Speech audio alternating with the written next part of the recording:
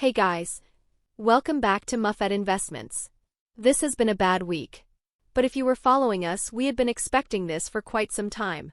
Today we will do a general market analysis covering Nasdaq, the other indices, gold, crude oil, and some interesting stocks. We will also look at some options trades on Nvidia. We will share some of our best ideas in the end, so please watch the video until the end. If you haven't subscribed yet, please subscribe to the channel to help the channel. Again, these are our own opinions and not investment advice. We are not financial advisors. The video is for educational purposes only.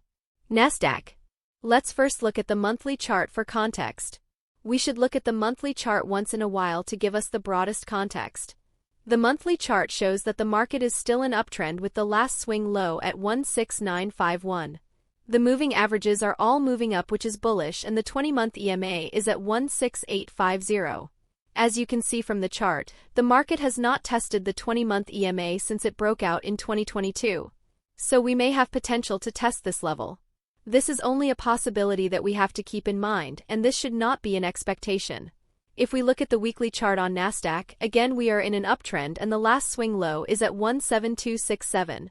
The moving averages are moving up and the market is just below the 20-week EMA. It had tested the 50-week EMA and could retest again. If the selling intensifies, then there is potential for prices to take out the swing low at 17267 and 17014. It is important to assess price action as things develop. On the daily, we are in a clear downtrend and price is below the daily FVG that we have outlined in previous analysis. We also have index divergence that we outlined in the previous analysis, and the market is in a short-term downtrend. How low can prices go? No one knows. But the potential price levels we are looking at is 18,273 as the first level. The other potential levels we have to keep in mind are 17760, which is the 50-week EMA, 17267 and 17,014, which are weekly swing points. The 20-month EMA should provide the strongest support at 16850. We have a FOMC meeting in 2 weeks on the September 18th.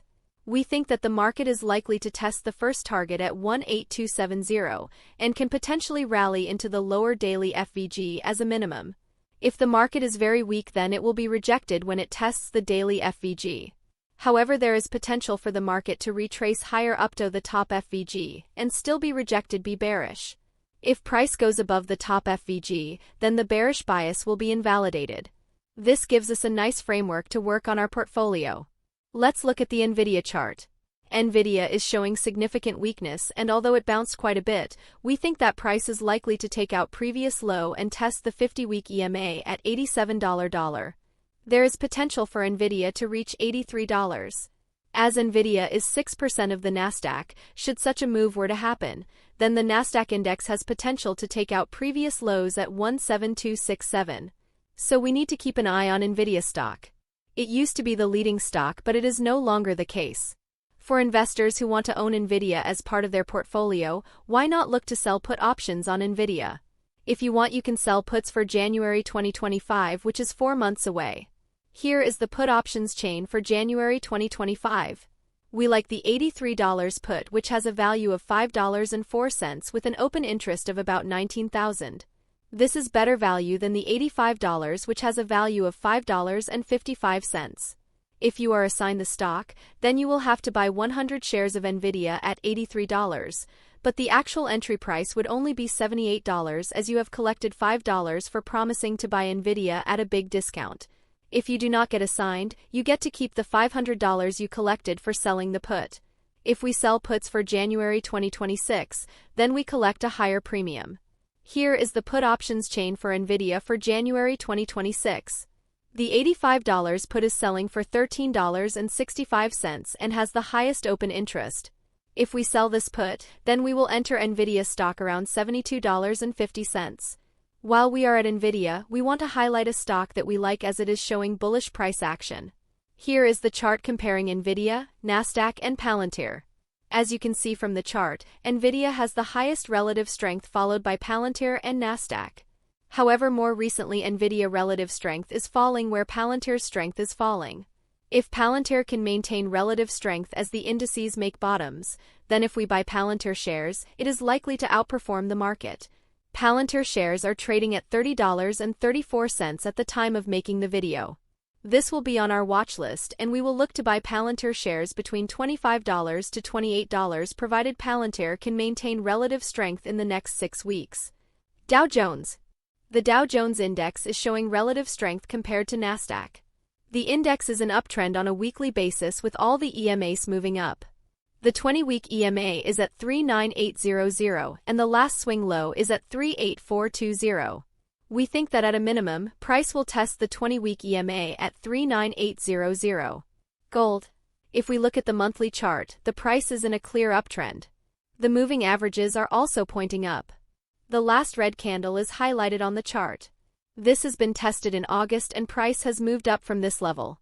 If we look at the weekly chart, the price is well above the 20-week EMA at $2,388, so there is potential for price to test that level. This level is nearly $100 below current prices. However, it would be much more bullish if price can be supported in the shaded region. The reason being, the price had consolidated for a period of time and the price has moved up. Ideally, we don't want prices to come back into the consolidation again. So a bullish bias should be maintained. Wheaton Precious Metals.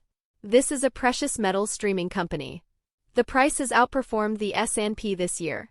We have potential to move higher provided gold continues its bullish momentum. September is again a bad month for gold. So this gives us an opportunity to buy this stock. But we are only interested in buying the stock if the relative strength is maintained. This is the ratio chart of Wheaton Precious Metals and S&P 500. If the price does not break the last swing low, when the broader market is near the lows, then it is worth taking a shot at this stock. As the dividends are low, some form of option strategy should be employed to augment the income from the stock. One way to do this is to buy 100 shares of the stock and sell a call option at a higher level. Here is the call option chain for Wheaton Precious Metals expiring January 2026. The call you choose to sell will depend on how bullish you are on gold.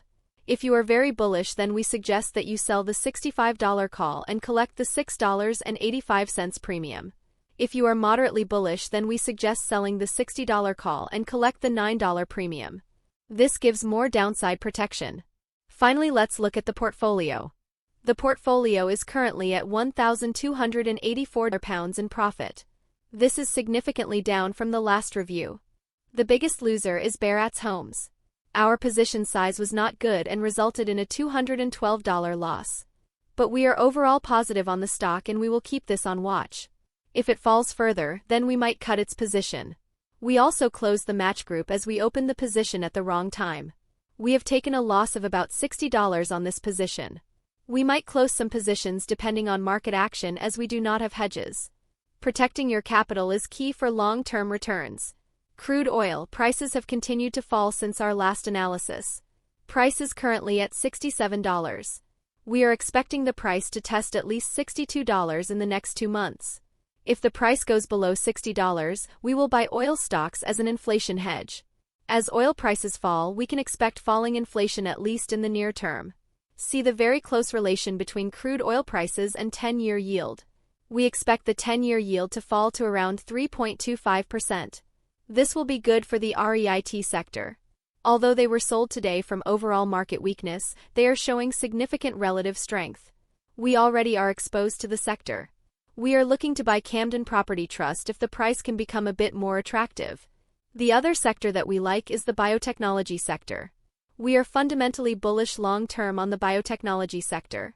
The sector will benefit from both advances in AI and genetic engineering. We believe that this sector will provide AI-like returns in the future. So we want to have exposure to IBB and XBI.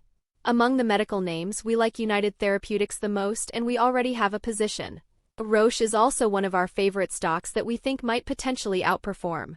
We also have Medtronic in our portfolio, which we think is showing relative strength.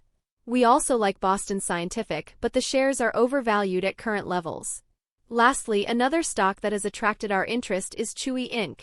Here is a chart comparing Chewy to the S&P 500. Chewy is involved in the pet care business, which is relatively resistant to recessions. We are looking to add to the portfolio in the next few weeks. Okay, that will be all for today. We hope that we have provided value. If you think so, then kindly like and subscribe. We will see you in the next video.